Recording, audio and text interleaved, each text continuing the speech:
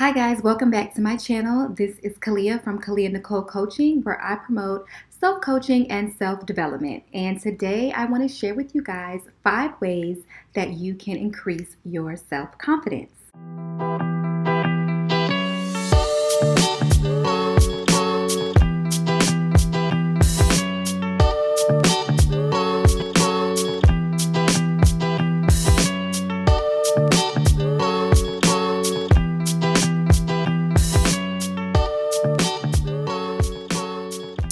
So, self-confidence and being confident are actually two different things. So, you can be confident in a certain skill. You can be very confident at playing the piano. You can be very confident at playing basketball. You can be confident in your career, your job duties, and your skill set for work. But you build self confidence by taking progressive steps towards your goals and stepping outside of your comfort zone in small increments in order to reach your goal. So these are things that I did and continue to do in order to increase my self-confidence. Number 1, you celebrate yourself or you celebrate your big wins. Those with lack of confidence or low self-esteem tend to only focus on the negative even when they get to a goal that they've met. They always dwell on the coulda, shoulda, wouldas, what they could have done differently, what they could have done better, what they should have done faster, like whatever the case may be. They don't just celebrate themselves. And then when they finally get to the goal that they've accomplished, they just are on to the next goal. So you really have to take the time to celebrate all your little accomplishments along the way.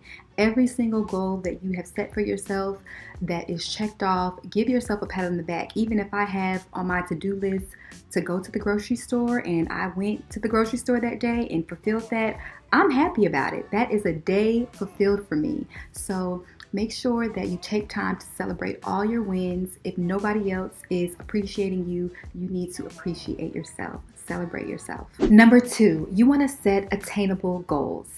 You want to set realistic and attainable goals with an actual by-when date.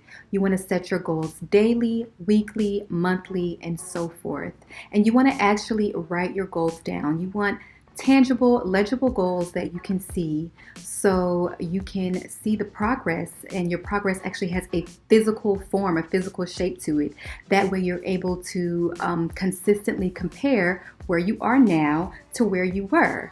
And I think it's just a gratifying feeling to actually check off your goals. I actually have a daily intentions list. I do my intentions the night before, and I make sure that I complete everything on my intentions list for that day. And it does definitely boost your self-confidence over time when you are just constantly making those progresses towards those small goals. So set realistic, attainable goals. Oh, and if you have a goal that's, say, a year or so long, like it's a goal that's going to take a minute, then make milestones for that goal. So that way you can measure your goal, you can stay on track, and you can see how far you've come when you finally get to the end result. So yes, set attainable goals. Number 3, visualize the end goal. I personally practice visualization all day, every day. I unconsciously just do it all the time. I think that it is so amazing that we can imagine the future that we want for ourselves and then just watch the manifestation of it. It's just a powerful thing. You should be focusing on your outcome. Focus on the result that you want for yourself. Whatever life that you plan on creating for yourself after your goal is met, visualize that. Think about it. Use your 5 senses for it. Smell it, see it, hear it, taste it. Just embody the visualization of what your future looks like. Ask yourself, how is it going to feel when I get that promotion? How does that new title feel? How is it going to feel when I get my salary increase and I'm making $20,000 more than I did last year? What number am I going to have in my bank account after this goal is met? What does that feel like? What am I going to spend on it?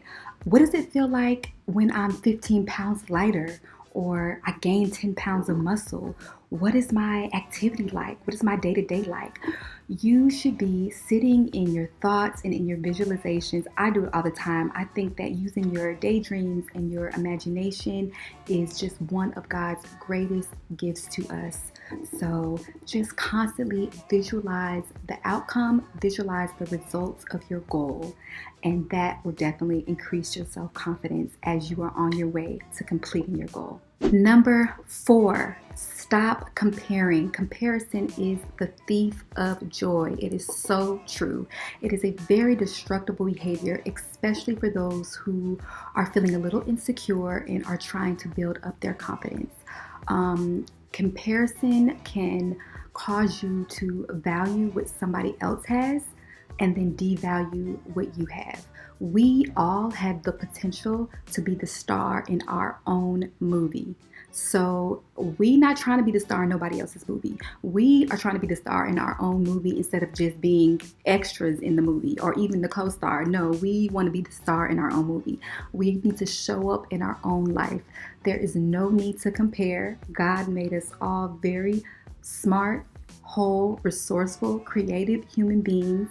And thank God that there is only one you out there. That's just such a unique thing. Nobody can be you better than you, and that's just awesome. So there's no need to compare. We have to definitely stop comparing, and once we realize that we can take control and be the star in our own movie, then we will definitely be building our self-confidence. Number 5, look confident. I know that this is a no-brainer for most, but you'd be very surprised, so I am going to cover it.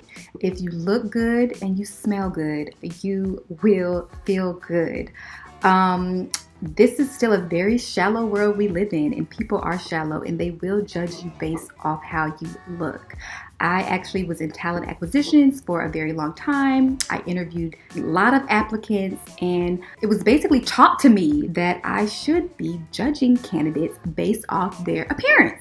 So that's basically what I did, and that was before I knew about their skill set or before I knew about their personality. I was already making judgments about if they would be a good fit for the company based off of how they dress. So I'm not saying that that's right or wrong, but a lot of people in recruiting and talent acquisitions, that is just what it is. And furthermore, you should be dressing to impress when you go to interviews anyway. You just should. But if you look good and you smell good, it does help build self-confidence. And I mean, even when you're like going to your kids' school, even when you're running your errands, even when you're working a stay-at-home job. I mean, sometimes it really boosts productivity with people who have stay-at-home jobs to still get dressed for the day. Don't sit in your PJs all day because you have a stay-at-home job.